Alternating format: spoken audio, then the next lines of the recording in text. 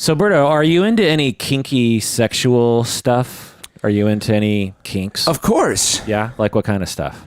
Well, let's see. First of all, I used to have a doctor fetish, like a female doctor fetish. Okay. You know, that one passed, but I used to be like, all right, I'm going to imagine I'm going to the doctor for a checkup. Yeah. And, you know, you have to take off all your clothes. And and I don't know if you remember this, like years ago, maybe 15 years ago, the protocols were different. Like I remember going and it's like, okay, take off all your clothes and put on this little flimsy thingy. Yeah. And it was like it barely covers anything at all. And it's like, but nowadays they've gotten a lot more conservative with their, but anyway, so I used to have that fetish.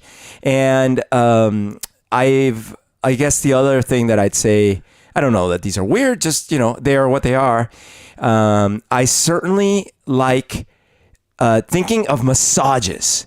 Like you're getting a massage or a spa treatment and something happens. Okay. Yeah. If I remember right, you also had a fetish related to this, which was essentially you being naked and the woman being... Oh yeah, CFNM, clothed female, naked male. Right. Yeah, it's like this position of vulnerability where you're in the swimming class and you forgot your trunks, but you know what? You have to swim.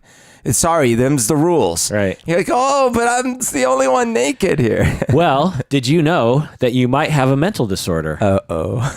According to the DSM-5, which is the psychiatric Bible, you just might qualify for a disorder. Oh, boy. And there's a raging debate about why some of these, what I would call normal sexual behaviors and impulses, are considered pathological by the DSM-5. Uh-huh.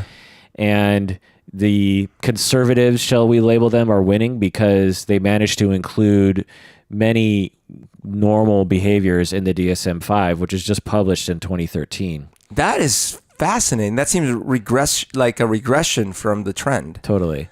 Well, that's what I want to talk about today. I want to talk about what they call paraphilic disorders or sexual oddity disorders, what the research says, what percentage of people have preferences that would be considered a disorder, what the DSM-5 says, what my opinion is, and how our society shapes the way we see these disorders. What do you say? Let's do it. Welcome to the Psychology in Seattle podcast. I'm your host, Dr. Kirk Honda.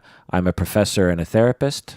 My name is Humberto Castañeda, and I sell Lays downtown. This episode is just for patrons of the podcast, so if you're listening to this and you're not a patron of the podcast, this episode will end before the content begins. If you want to hear the full episode, which will probably be an hour long-ish, you have to become a patron of the podcast by going to patreon.com. That's patreon.com. Become a patron. Patrons get access to all premium episodes on their phones or on the Patreon page or on YouTube, and know that a portion of your monthly pledge goes towards various charities that we support.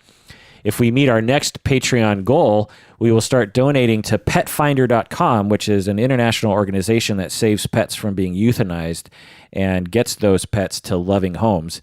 In fact, my two cats I found on Petfinder. They were rescued from the streets of Beirut, Lebanon, if you can believe it, and a nice woman who was volunteering with Petfinder actually flew my two cats personally on a plane. That's crazy. Back to the United States, and then I adopted them. Wow. So yeah, if you're not a patron, then the episode will end now.